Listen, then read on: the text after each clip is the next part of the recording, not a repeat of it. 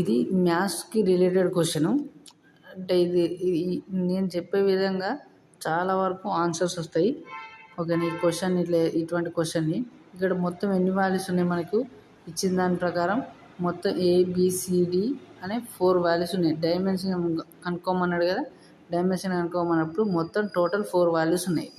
వాడు ఏమి ఇచ్చిండంటే 3 ఈక్వేషన్స్ ఇచ్చిండు. ఓకేనా. 3 ఈక్వేషన్స్ ఇచ్చిండు అంటే అవి ఇండిపెండెంట్ వేరియబుల్స్ అన్నట్టు. ఓకేనా. 4 మొత్తం 3 ఇచ్చింది కాబట్టి 4 - 3 అంటే 1 వస్తుంది.